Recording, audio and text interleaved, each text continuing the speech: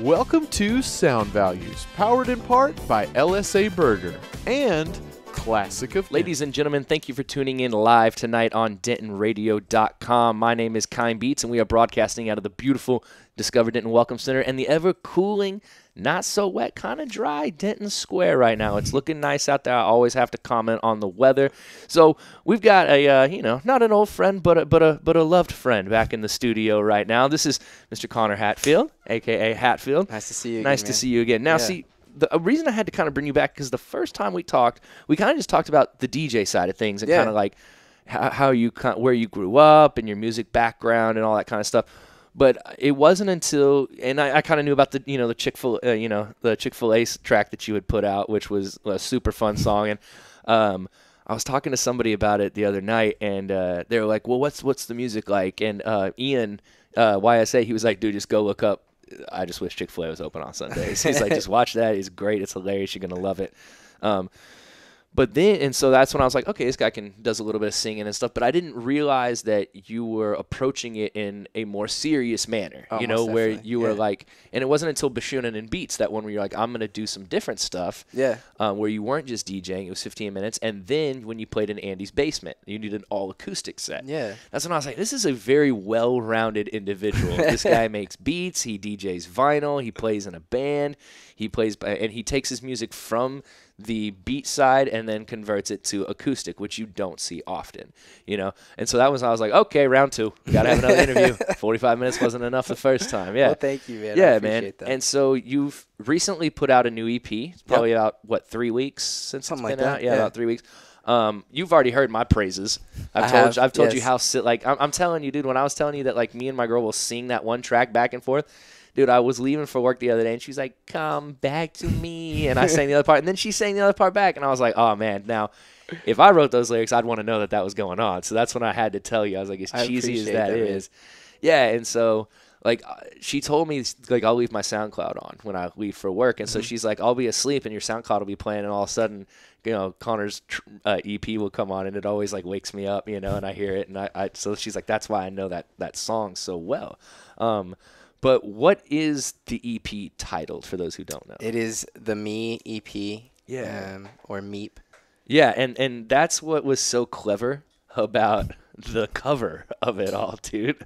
with Beaker, or no, is that Beaker? Beaker? Yeah, that is Beaker. Yeah, and that's why at first when I looked at it, I was like, the Meep. And I was like, oh, the Me EP.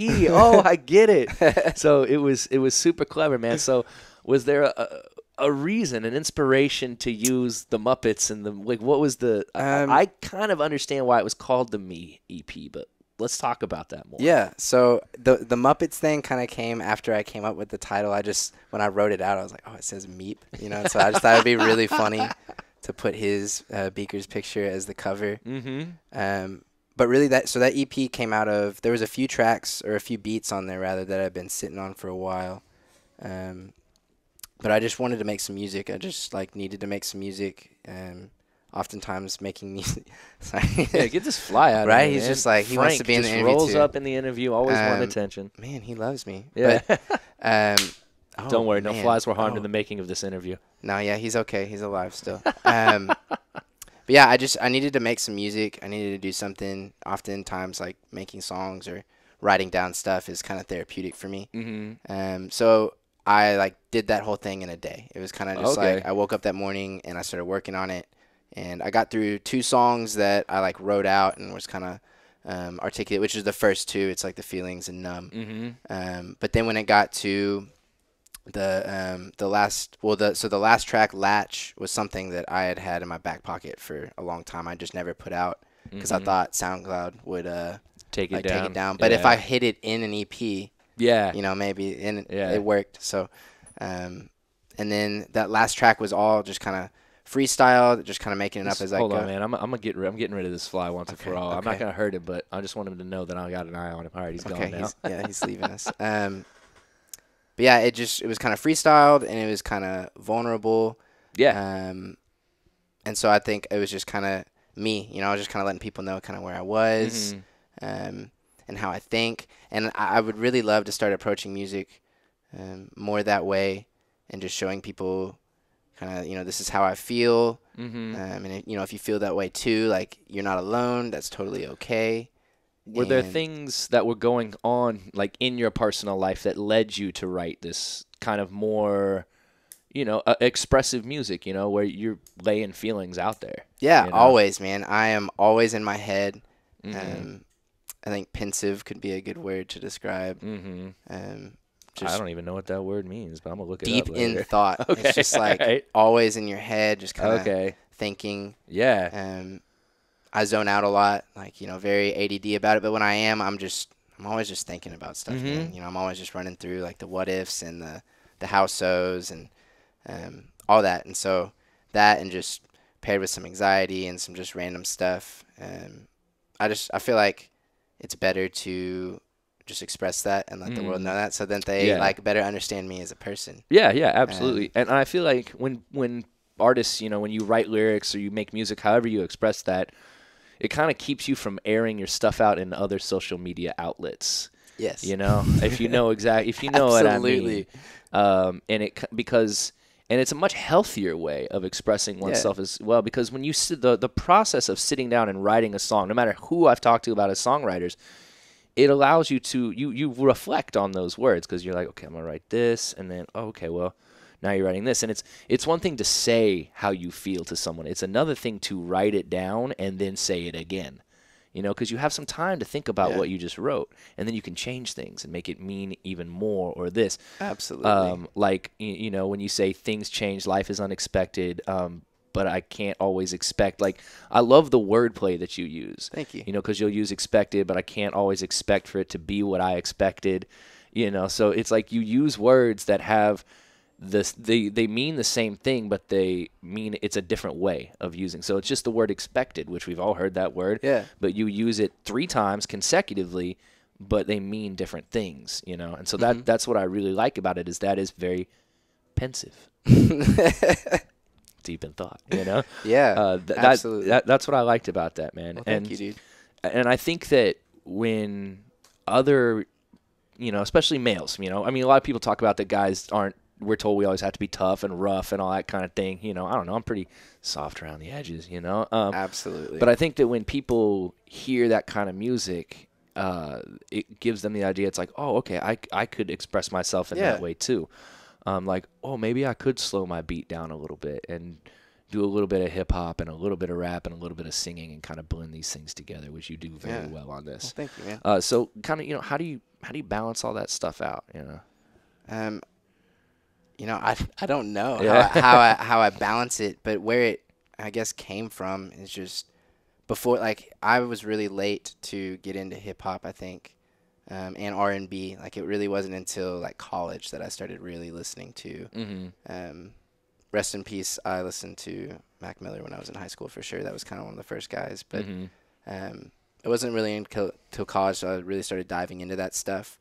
So growing up, it was a lot of like indie rock, or like Blink 182 and just bands like that. And so it just kind of naturally incorporates itself into my music, because I can't help but be, you know, inspired by those people. Which is true, because like if you know, no matter how you want to feel about Blink 182 or that music, those guys were writing love songs at times. Sometimes songs were hilarious, you know, that they would write. But, you know, like I Miss You and all that. And you know, even Adam's song to this day, when that comes on, I still get goosebumps, man. Because it's just this, it is an intensely powerful song that, you know, even though I don't think Mark Hoppus can sing very well, it didn't matter. Yeah. You know, that did not matter. It was the expression that was coming through in the voice and in the lyrics and in the song. So I think that sometimes growing up and having listened to that music, and it kind of being this post rock and roll, you know, and you kind of had the emo mixed in there, I think it does make for some more sensitive individuals out there, you know.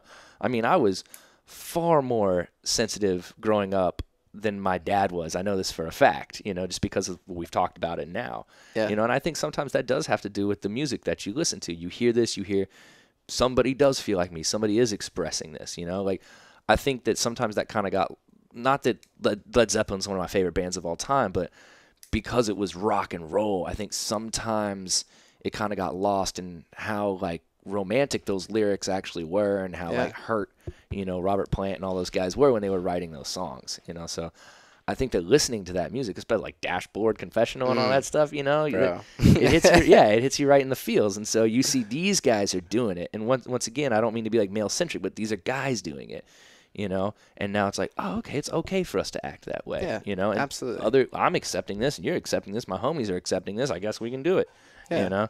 So how, like, was it hard for you at all to express yourself in that way, you know, when you were writing this stuff? Did you ever for once kind of be like, I don't know if I want to say that? Most definitely. But I think ultimately what this EP was and why it kind of came out in a day and everything, I was pushing myself. It was kind of an experiment to be more vulnerable and be more open and just kind of express the ways that I often feel.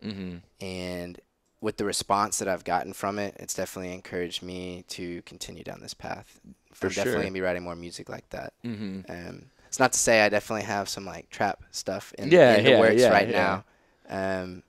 But I definitely that's definitely where my heart is. Yeah. Well, that's one of my favorite things about you, man, is that you do not confine yourself to a genre whatsoever. You're like, I feel this way, so I'm going to make this. I feel this way, so I'm going to make this. I'm feeling like this, so I'm going to do this. I think that's great, man. And it's, you know, what that will do too is you're gonna find all the pieces are gonna come together, you know, and you're gonna have this, you have this, you have this, and you'll have the lyrics, you'll have the beats, you'll have the musicality, you know, like Latch. That is well done, man. That reworking and how you did all that, man. Like I said, that was good. Thank you. Like my girlfriend the other day, she was like, "Oh, I know this song." I was like, "No, you don't. This is a different one." And she was like, "Oh, well, this is really good." She was like, "I really like this." So that was well done, man. And so when you were, like you said, were you kind of sitting on, you said you were sitting on these beats for a little while. So did you, when you did it in a day, you kind of, did you have the lyrics already written, or did you write the lyrics that day? I wrote the lyrics that day. Okay, so you sat down, you wrote those lyrics, and then recorded it all that day. So did you, man, when you have those kind of sessions, those like 8-hour, 12-hour sessions where you're sitting in your room doing that, did you eventually leave your room and feel like you were finally amongst the living, or wherever you were recording that? Yes. Like that strange feeling where you're like, oh, hey, people do exist. It's not just me, you know, it's not just me in here in this box. So that's something that I've always found is like, you know, I'll meet up with Sanford or YSA or those guys. I'm like, well, you've been, dude, I've been working on beats for like 12 hours. We'll go up at like 8. I haven't stopped since. I'm just like, oh yeah, I know exactly how that feels. You finally come amongst all the people. It takes you a little time to get used to talking to people again, because you've been so in here all day. But, you know, my dad actually told me, he was like, you know, you should try rapping a little bit slower, maybe sing a little bit more. And I was like, oh, man, all right. If my boy Hatfield's doing it, maybe I'll give it a shot. And then Sage Baker and Goose came to just a little breakfast and beats, and I just did a little sing thing that I do. And the track actually says, if I could sing, I would write love songs for you, you know. And then I rap instead, because I didn't. But Goose came up to me. He's like, hey, man, did you have, like, pitch correction in there? I'm like, no. He's like, that sounded really good, man. You should do that more. And I was like, okay, maybe. Do it. Maybe. Absolutely. Yeah. So I kind of want to dive into the tracks on the EP a little bit more. And, of course, it starts off with Feelings. Yep. Now, were these all self-produced, all these beats? Yes. Nice, man. Piano's great on that track. Very well balanced. I kind of liked the lo-fi-ness of the snare. Kind of like, it felt like it kind of had a low pass filter on it, so it's a little bit brought back. So I love that sound. All about the lo-fi sound for sure. Yeah. So what made you choose that song as the opener to the EP? I think it was kind of the order of like the words, because it was like feelings, numb, but like but that's okay, pretty much, like, but everything, you know, is gonna work out, and just the message there, you know, that just like sometimes we feel this way, you know, but like that's totally fine. That's kind of part of the process. That's part of life. You know, and for you, you know, some lyricists, when people are writing, they use a lot of innuendos and maybe even kind of riddles amongst things, because they might not want to say you, as in Y-O-U, you know, to say you, because then it's obvious you are talking to someone, you know, or you might not want to say I. Like for a long time when I would write raps, I wouldn't write I would write he. You know, and as if I was talking about somebody else, because I didn't want to say this is myself, you know. Weird thing, I don't know. And so have you, have you had any backlash or anybody calling you being like, hey, was that about me or was this about me? I have not. But my answer would be like, if they're wondering if it's about them, the you in, I Lost You was talking about my feelings, and so like it is, I guess, a metaphor in a way that I'm just kind of speaking to, like my smile and just these things that I remember. Because it's crazy, man. It's crazy to look back at your youth and you see like how blissfully ignorant and like happy you were. And then like when life hits, it can get really heavy. And some of those things can get stripped away like really, really quickly. And like we don't realize how much we took for granted that just like blissful peace of mind. When I was a kid, man, I didn't have a care in the world. When do you feel like all of a sudden, I guess when did the kidness stop? When were you like, oh, looked around and you're like, okay, this is real life now, Freshman year of college. Yeah. Absolutely. Yeah. I definitely, my school is a bubble for me. I went to a pretty small like private school, so there was like 130 kids in my class, something like that. And so, we all kind of knew each other, and it was just a very small world, that we lived in. And as soon as I got out into the real world and began to see how things worked, and it just hit me kind of all at once, It's just like this big like wake up call. Yeah. And, I like how you say because you say, come back to me, I lost you, you were so soothing. You left me too soon. soon. Left me too soon. Yeah. So most people are going to be like, oh, he's talking to a girl. That's what probably 110% of people are going to assume that's who you're talking to. But then, like you said, you kind of spell it out in the track too. You go, I'm talking about my feelings. I'm talking about, is it issues or smile? Yeah. I'm talking about the reason. Yeah. I had to stay around. Yeah. And so, but then you go and you're like, what is about my issues that live within my soul. Yeah. Yeah. And so like I'm missing a few pieces. I'm far from feeling whole. Yeah. I mean, like, dude, that's intense stuff. Like I'm listening to this. I'm like, bro, just come over, man. I'll give you a hug. What you want to do, man? You want to go skip rocks, feed the ducks with some bread, like talk about life, love, stress, and setbacks, like that's intense stuff. And I think that like, a lot of people see you as, and you are, as just such a fun, positive person to be around. And so I think that for some people, they might be like kind of shocked in a way, like, yo, Hatfield's once again this pensive, this deep, like, those aren't light. Those aren't like lyrics. And then what I love about, like I said, man, the voice that you go with is so unique. And I don't know if it's like something that you have chosen or if it's the natural way that you express yourself when you sing or rap or kind of do it. But I've even told people it kind of has a Chance the Rapper quality to it. Okay. That I enjoy. And same with all the other guys, like, Ian, and we're all like, it's weird. It is it's a different voice, but it makes perfect sense over the music. That was why I sent you that one track, because I started rapping over it, and I was like, I sound like Hatfield right now. I need to send this to him and let him do something with it, because that's a lot of fun too. And then you sent me back some gold. So I was very happy with that, man. And so when you finished writing these songs, or writing this one specifically, Feelings, did you go back and reread the lyrics, or were you just kind of like, done, let's record it? Dude, it's to the point where like I don't even know the lyrics of the songs that well to this new EP. Like I tried to perform a few the other day, and I had to keep the lyrics on the track, and I like missed a few cues and stuff, because it was one of those things, man. It was just like kind of poured out, and then I just like had to move on to the next track. And that's when they come out so good, man. That's what I've discovered, dude, is when I just like I stop thinking and I just kind of do some of my best work comes out in like the beats that I make in 10 minutes, the songs that come out in 45 minutes, you know, and just it's 100%, you're 100% correct, man. And like I've heard multiple artists say that. They're like, Izzy the Kid, he's like, the beats that you spend 3 hours on will never be as good as the beat you only spent 10 minutes on. And I've had moments like that, man, where I'm like, man, I made this beat in 45 minutes before I went to work, and it's one of the best ones I've still played, but I think sometimes putting those restrictions, or what do you think? Like, do you think by putting those restrictions on yourself, kind of like I'm gonna get this done, I'm gonna get it done now, I think, do you feel like that pressure can kind of result in better material coming out?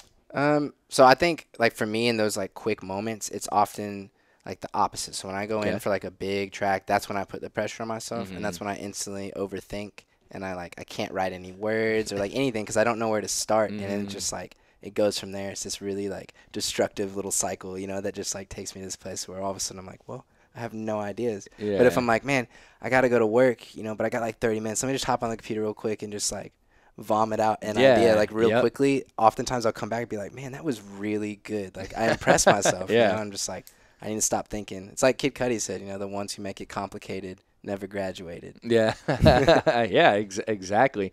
There was this guy on the show a while back named Tristan Coombs. He actually had a song that was like, he was just like, we don't need to overcomplicate this. You know, he had a track where it said that in there. And his was kind of about a relationship, but he also referred back to he's like, you can put that in music too. You know, you don't want to overcomplicate things. You don't want to overthink things.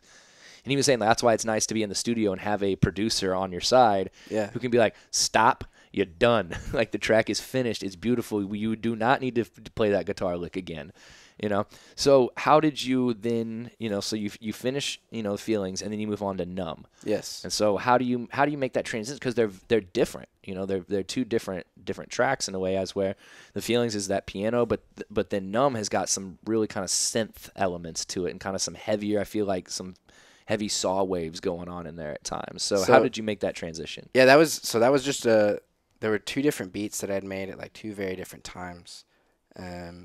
And so the one for Numb, like I'd made that probably like a year and a half ago and just never did anything with it. Was slowly working on this other, like I called it an EP, you know, that I was just like really like grinding at and put all this pressure on myself to make something like really perfect and like lo-fi, and it kind of fell apart. And now I have some beats that maybe will be some singles later or something. But I kind of, that was called Theep in my savings, because it was the EP. It was going to be on the EP. So I was like, man, if it's not going to be on something like that, like I should put that on this EP, you know. So I just kind of grabbed it and just sat with it for a second, and that kind of just inspired the next track. So on this day, you know, because I didn't know that you recorded this all in one day, so I find that interesting. So how did you feel that day when you woke up?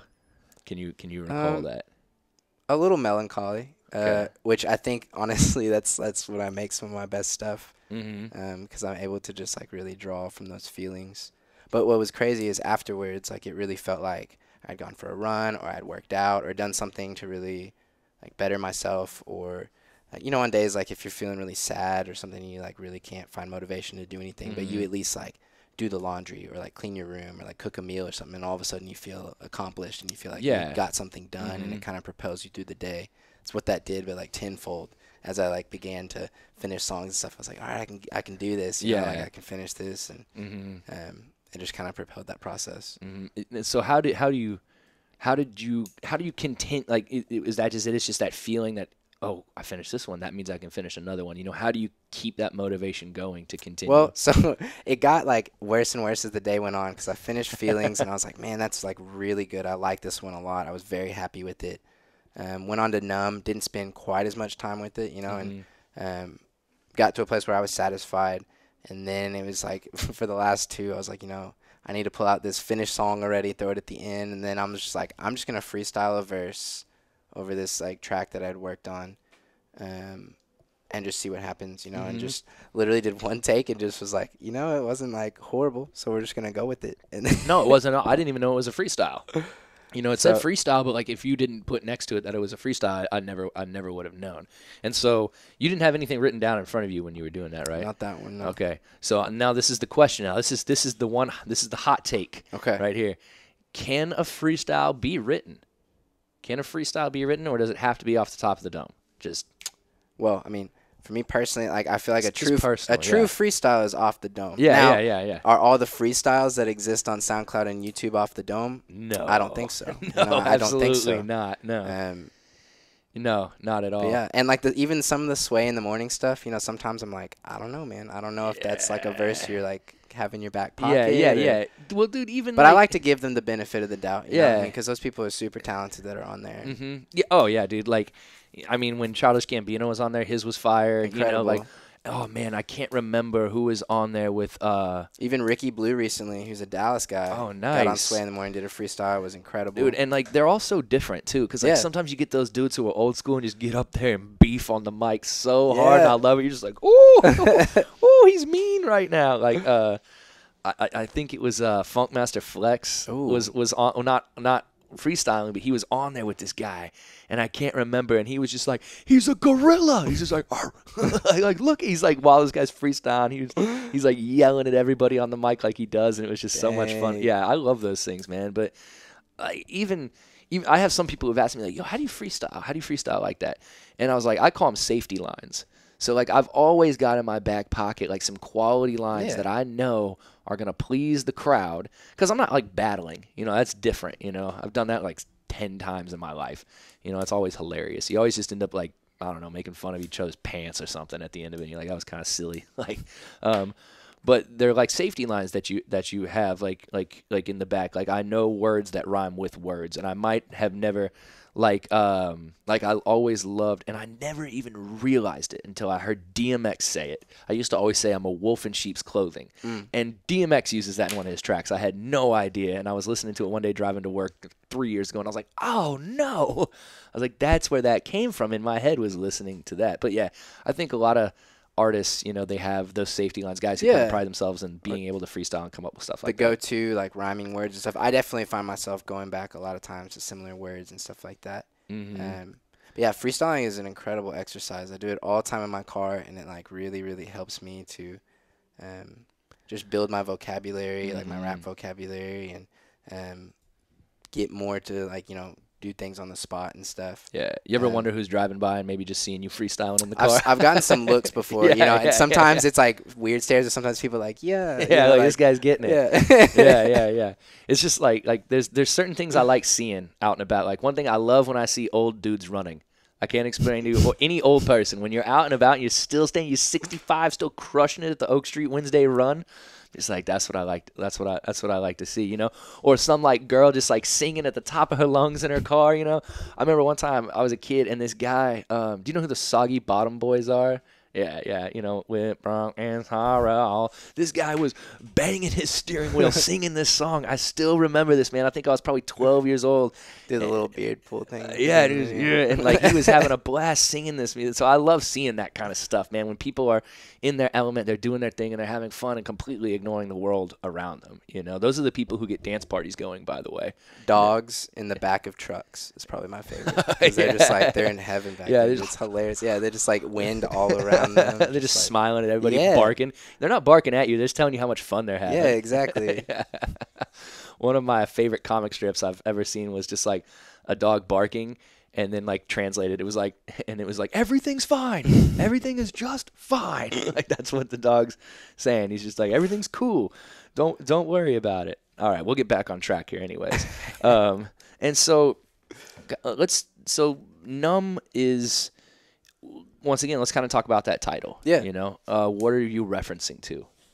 I guess sometimes, you know, we can get to a point where, you know, we numb ourselves to certain feelings, or we get to a point where, I guess we're numb to, like, how sad or depressed we actually are, because we're able to put on the mask, you know, or be that smiling face, or be that super happy person. But that's often the case, man. It's like, you know, some of the happiest people I know are some of the saddest, you know, but they don't talk about it. Yeah. And so, like, I think that's like a double-edged sword, because then, you know, at that point, their friends don't realize, you know, what's going on behind the scenes.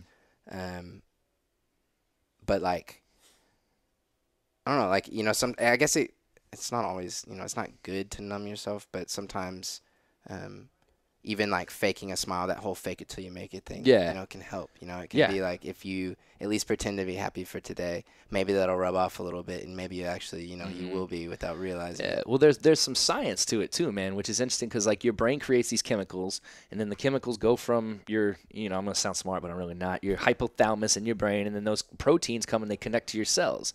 And each emotion that you feel creates a certain protein that then goes and connects to your cells, and then your cell duplicates with that protein as a part of it at that point. This is science. Look it up. That's what I did. And so if people who feel bad all the time, once again, I'm not a doctor or anything, and I'm not speaking on depression or anything for that matter, but if you meet someone or people who are like, this always happens to me, always happens to me, there's kind of some science and actual how the body reacts to those feelings Yeah. behind, well, man, the reason this always happens to you is you might be manifesting this a little bit more than you realize, or like, so like you're saying, you're faking that happiness, but you're still thinking, be happy, be happy. So your brain's creating these proteins, which then go connect to your cells, they duplicate, and then, then you have more happy cells going on compared to sad cells. But another comment on that is I was reading an article, and it was talking about Pete Wentz, the bassist of Fall Out Boy. Mm-hmm. And he was talking about when he was struggling with depression and going through, not really know how to express himself. This is a guy who's got millions of fans. Girls are screaming like crazy for him, but he's still sad. He's still unhappy. And he said one of the things that frustrates him is that sometimes we don't, like, not even in society, but people don't allow themselves to just feel crappy, to just accept. Sometimes you just don't feel good. Yeah. And that's fine, to feel that way. What you have to figure out is how to properly manage and express it. Absolutely. It's okay to feel that way, but now we have to figure out, okay, how do we work with this? How do we express it correctly? And then how do we recognize it when it's on its way? Yeah. Sanford Black is a guy who I've talked about with this before, and some of my other friends, and it's like, okay, so when you wake up, like you said, and you're feeling a little melancholy, we go right to the keyboard. Absolutely. That's where it draws us to immediately. And like you said, with Mac Miller and then other artists who have been lost, and whether you like or enjoy that music, this is a individual whose entire, their existence is snuffed out, and they have the words that they wrote, like I said, 2009 by Mac Miller, I think is a very powerful track that gives you a completely different perspective of him as an individual. Yeah. And I had only recently discovered that song 5 days before he passed away. And so when I listened to that track, I'm not kidding, for probably like 2 hours the first night I found it. The piano was beautiful, the violins. It was on the NPR Tiny Desk. So good. And then the way that he like expresses himself, and you can see it in his movements, and he just kind of, when he sits down, he just stares like this, and he kind of pulls his hat a little bit, and you're like, this is the track that gets this dude in this zone. So that's what I feel like was happening with you when you were writing this, is you're in this zone. You're in this place, you're in this moment, and you were like, I'm gonna write all of these tracks, I'm gonna get this completed.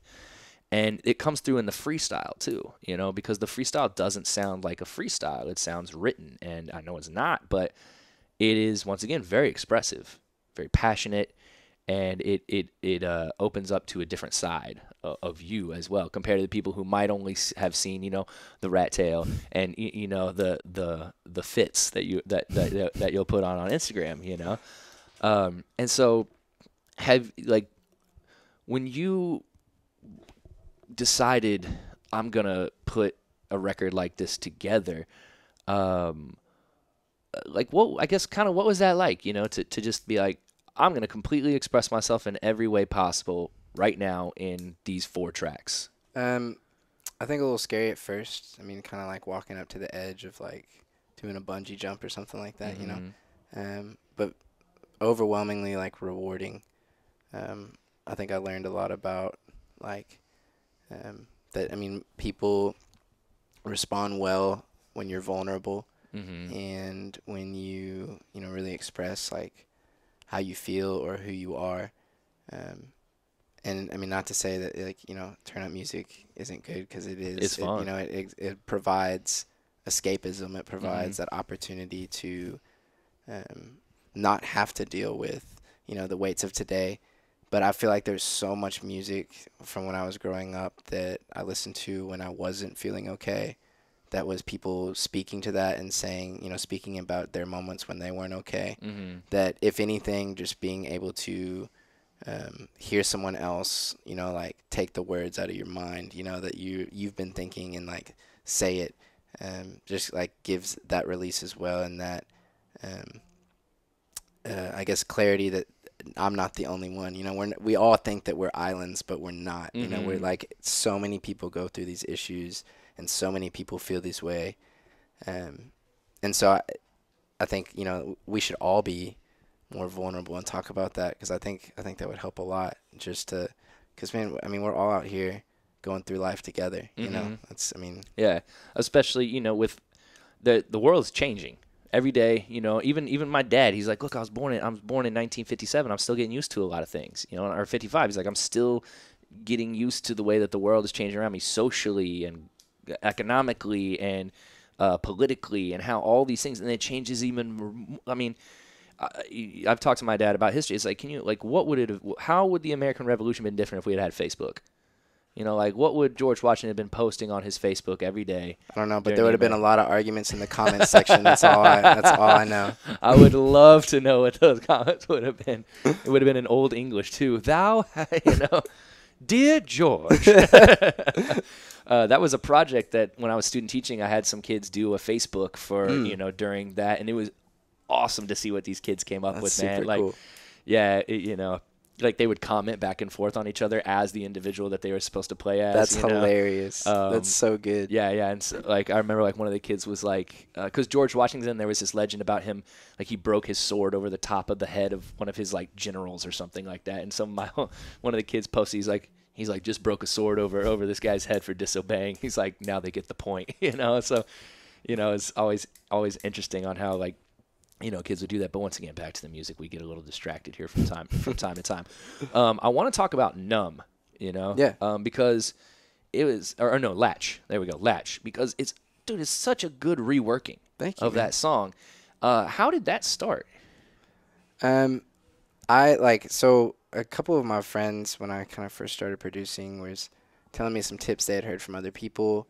Is to do remixes, because that'll kind of give you an idea for like the structure of a song, or you know, how this artist did it, so you can take tips as you're reworking the track. I just always really like that track too. Dude, like, it's such a good one. I honestly haven't listened to like tons of Disclosure's work, but that track has always really, really stuck out to me. So I just wanted to sing it. So I have so many random songs on my computer that's just like me covering a random song, you know, that like people will probably never hear, but it's just me having fun in my room. And that was one of them. But that was one that I kind of always wanted to release. I just didn't know how to, because I did like a slide remix a while ago, and SoundCloud took it down like the day after I put it out. Slide on all your line. Yeah, that's a good one too. I might, you know. Yeah, dude. What I love about that song is not only is it a great track and well produced, and and it was just one of those where it was like, it was a different tempo than everybody was used to. And that's something that you do in that song too. And you're like, now I got you in my space, I won't let, and you kind of like, I don't know, you do kind of like I don't really know if it's a falsetto, I don't know, you know, voice that well, but it's like you do a different rhythm with the words rather than the now I've got you in. You switch it up, and I really liked it. Well, thank you, man. It's like, this is a different way of flowing with these words. And what's also great about yours, speaking on the original here, is you can play that anywhere. You can play that track at the garage, you know, when it's getting filthy out there, you know, or you can play it at a wedding. You know, you can play it, you know, at a birthday party. You can play it at your dad's birthday. You can play it, you know, at a house party. It's such a universally understood song, and I feel like it just it catches people. The dun dun dun dun dun dun dun dun, you know, that the little bass bloops that they have, so unique, so good. And that's what I love, man. Is you have portions of it in there, but it only comes out a little bit. There's a lot of Hatfield in that song too, and that's what I'm saying.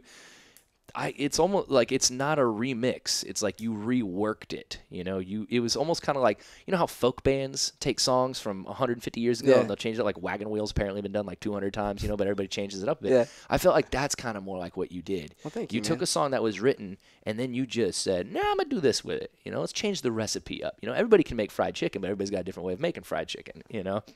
And that's what I feel like you did right there, is you put a new spin on it. And I don't want to say this, I'm sorry, Sam, but I think Connor's was a bit more emotional. I think I was feeling it a bit more. And I think it's the grittiness that you do with the lyrics. Not like the actual lyrics, but like just the processing of those lyrics, you know. And whatever you had over the top of it, it just sounds cool, man. Well, thank you, man. What I'm saying. I really, really enjoyed it. I appreciate that. Yeah, man. And, you know, what I've enjoyed is I've learned a new word, pensive. You know, learn more about this EP. And so do you plan on performing this live anywhere? Absolutely. I did a show, I guess it was last weekend or 2 weekends ago at RBC. Okay, nice. And I did the first two tracks. Cool. the EP there. So that was kind of the first time I did those live. But I'm definitely looking to start performing those more often. Nice. I've really come to enjoy those tracks. How was the response to that? Great, man. Like, Very yeah, cool. it's been really nice. Who did you play with? It was Hyper Fenton. Who else was there? Rocky Sandoval Okay. and what was his name? Kev. K-E-V. They came from Seattle and Kev. got together with my buddy. I feel like Hyper Fenton. I feel like I know Kev, but I don't know. There's a Kev on SoundCloud. I used to play his music all the time. Okay. I don't know. Could have been you, It dog. could have been him. Who I don't knows? know. Things are crazy out there, you know?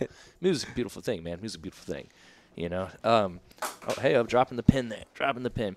So just a few last questions for you here, man. We got about 3 minutes left.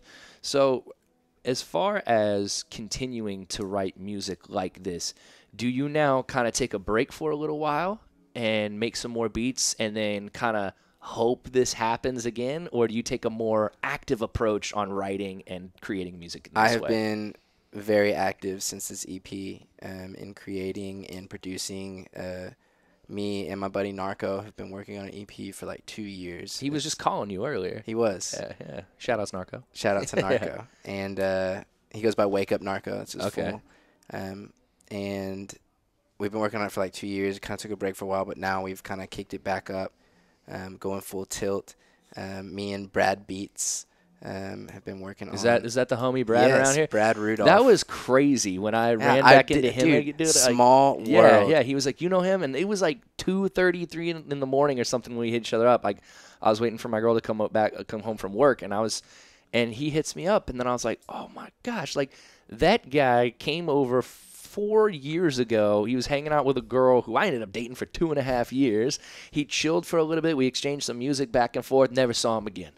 You know, right, dude. Talked to him for a little while. I shut my Facebook down, got a new Facebook, all that kind of fun stuff. And then all of a sudden, boom, old Rudolph popped back up. I was like, dude yeah. Yep. That is the man who taught me Ableton. Yep.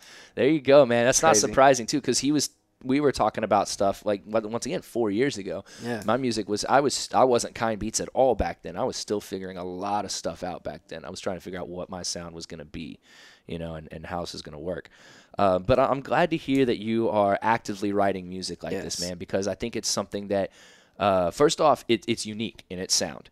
Once again, it doesn't sound like, any other guy that kind of comes to mind. Okay, like Post Malone started expressing himself a lot, and especially after Fall Apart, Yeah. It doesn't sound like that. It doesn't sound like Post Malone. It doesn't sound like, any rapper who has tried to kind of get in the fields and express themselves, or any even singer. It's completely unique to itself. And that's what me and Sanford and Ian and Lofty, that's what we all like about it so much, is it doesn't sound like anybody else. It's Hatfield when you hear it. And that's what's great about it, man. That's cool. And the music has, once again, it's something that I never reshare stuff on my SoundCloud, dude, never. And I was like, reshare, and it's been there. I haven't taken it down because I think it's good, man. And I think it's important for people to hear this type of music. It's important for young men, young women, whoever, to hear music that expresses deep feelings, because we're too. We far too often are, like you said, we're in our own heads and we think, oh, I can't express myself this way. Oh, I need to be hard. I need to be protected because the world around you will hurt you, But I think that being vulnerable and allowing things to happen to you and getting hurt from time to time builds huge character. And it helps you with the way you view the world, helps you with the way you treat other people. And, it just makes you an all around just better individual. And so I think that's what your music is doing, is it's making people better human beings. If you ask me, that's my take on it. It's the best compliment I think ever. That's really cool to hear, dude. Yeah, man. And like I said, I experience this on a daily. It's a song that I've been able to connect to with my girlfriend. Like I can connect with her through this music, and that's huge. If as an artist, if somebody comes up and says that to me, I'm like, oh man, that's big.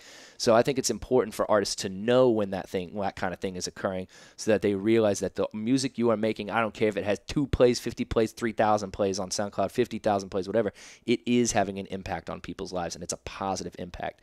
So it's interesting how expressing sadness can result in positivity for others. Absolutely. That's what people need to understand, is that when you express how you're feeling in that sadness, you can help other people go, oh man, that's exactly how I feel. Now I feel better. That's why we listen to music. Yeah.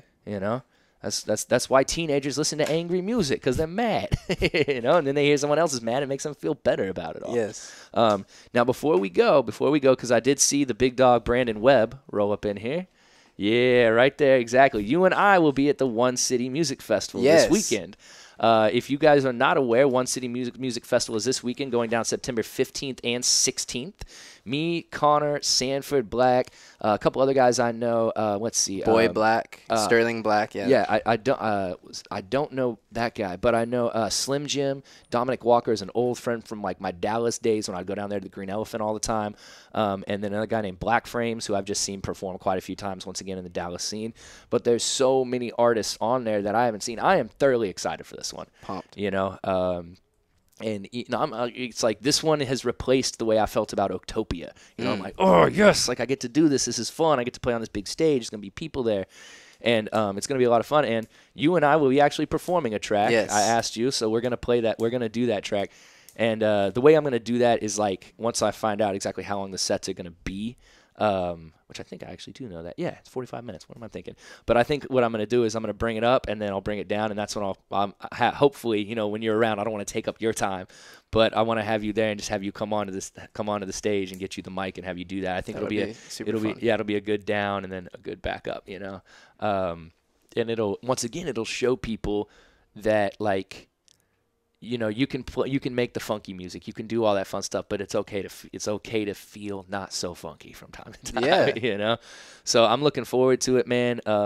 Once again, One City Music Festival this weekend, check going it out. 15th and 16th. It's like $30 with 96 artists over 2 days, so you can't. And they're all incredible artists, absolutely incredible. You know, and it's all different types of music too. So Trip G's gonna be there. He just performed in Norman, Oklahoma. Nice, I believe last week. And once again, you know, shout outs to Brandon Webb and that whole team who's put that all together. That is not an easy thing to do, and you know, you're constantly seeing awesome social media things coming up and about it. So I'm excited for it, man. It's gonna be a good time. So people ask me, "Are you playing a show this weekend?" Yes, I am, as a matter of fact, and you should go to it. It's gonna be a lot of fun. So I'm excited for that, man. But once again, dude, thank you for coming on, dude, thank you for always talking about me. the music, man. Yeah. You know, the Me EP out now, the Meep. You know, the Me EP out now on SoundCloud. Is it available for purchase anywhere, or did you just put it out? It's not. Just on SoundCloud. Yep, just on SoundCloud. Free for the people. Yeah, hit him up. And it's just Hatfield, right? Yeah, Hatfield. With an exclamation point. Exclamation point for the R, because I have to be complicated. Exactly. You got to be like those trap artists from back in the day. Yeah, exactly. Why does he have a greater than sign in his name? I didn't take away the vowels, but yeah, that's when it's not there yet. Like, oh, okay. Yeah. Well, man, thank you. Dude, once again. Yeah, really appreciate you coming on the show.